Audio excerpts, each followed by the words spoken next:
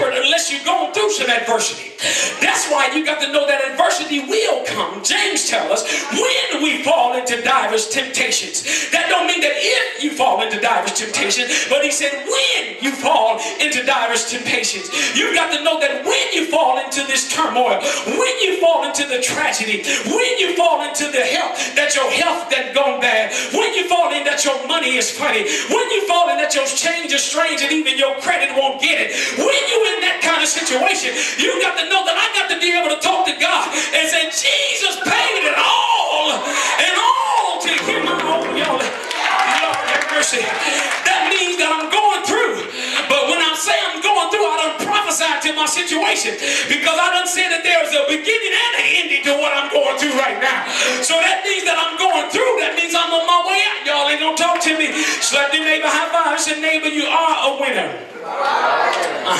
And so then you got to know that even in this journey, when you're struggling, you got to know that God has given you an assignment. And how many know that God has given you an assignment to do his will? And when God has given you an assignment, there's going to be some frustration and some aggravation in every situation that you got to use as revelation to take you to your elevation. Y'all ain't going to talk to me up in here. Slap your neighbor high five and say, neighbor, I done gone through, but tell him I'm coming out, because you're going to be frustrated while you're going through. It's going to look like that you don't know why you can't make it. It look like just when you get to the point of breakthrough, something else breaks out.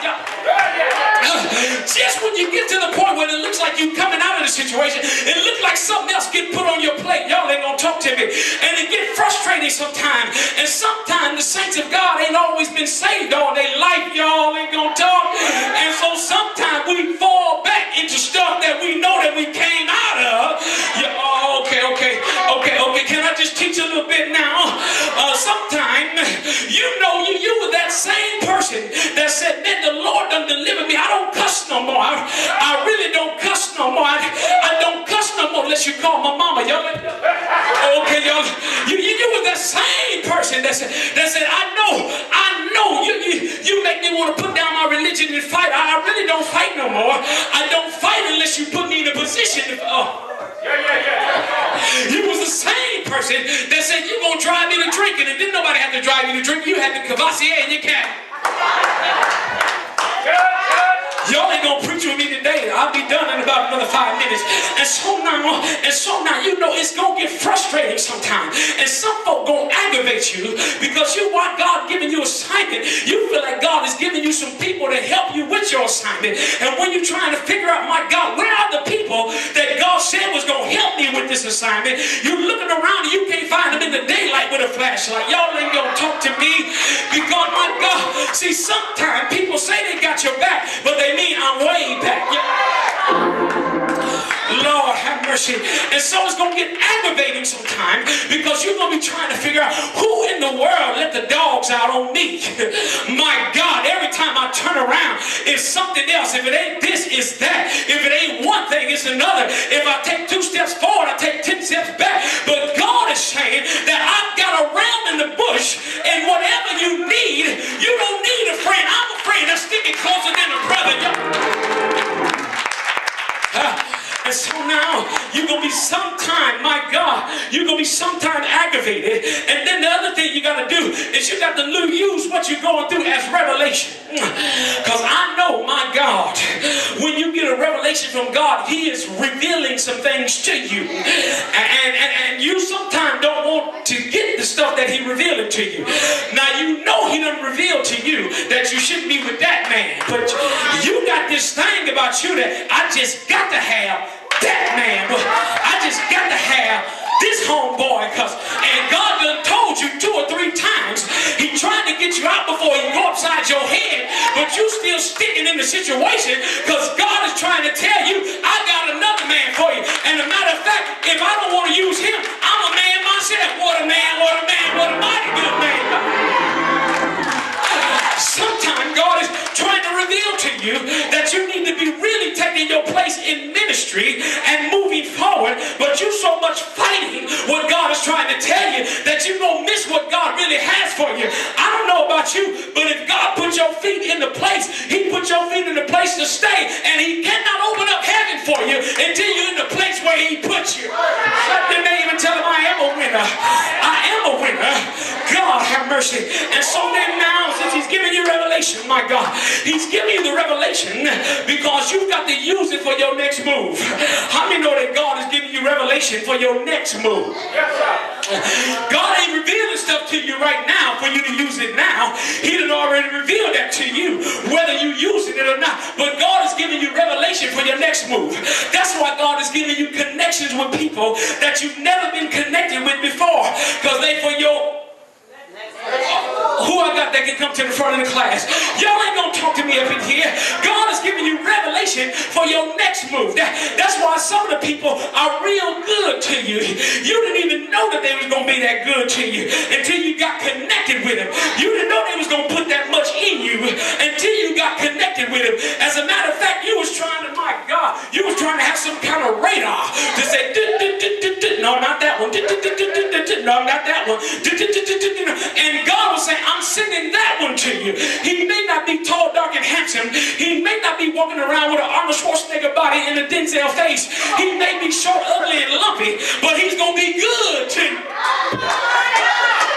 Y'all don't feel like preaching with me today, but God said he's going to be good to you. I'm going to make sure that he bring it on the bacon and he fried up.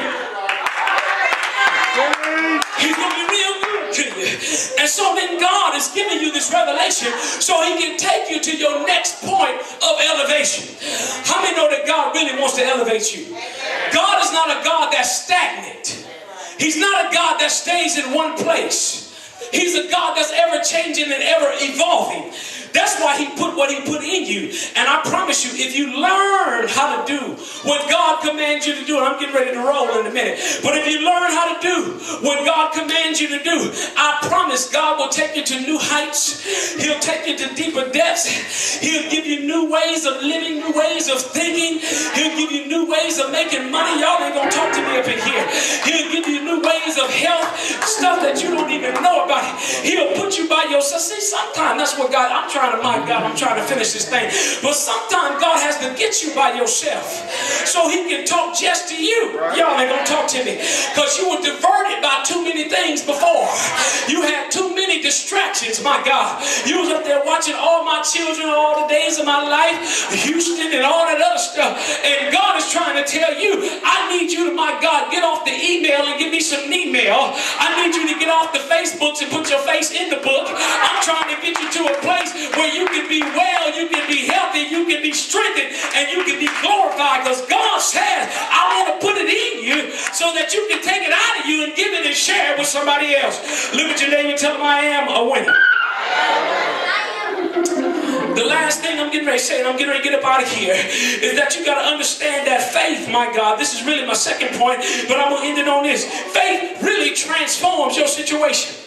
Faith, my God, if you've got the ability to believe that God can, you'll be able to see the evidence that God will.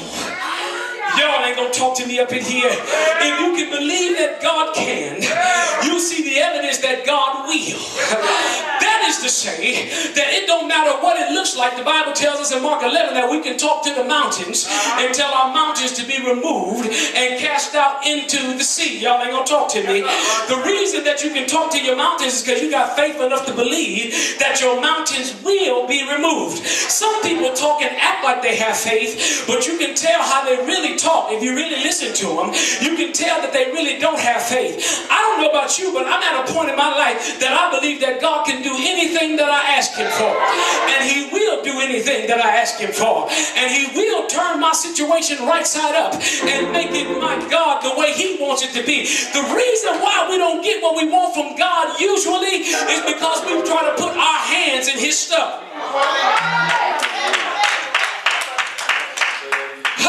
God, we don't get it because we try to put our hands in his stuff. We try to play God for God. Y'all ain't gonna talk to me. God don't need your help. God can do exceedingly abundantly above all you ask or think, according to the power that worketh in you. Look at your neighbor and ask him, got power? Now make a statement back to him, say, got power. And so now you got to realize that faith, my God, the Bible says faith is the substance of things hoped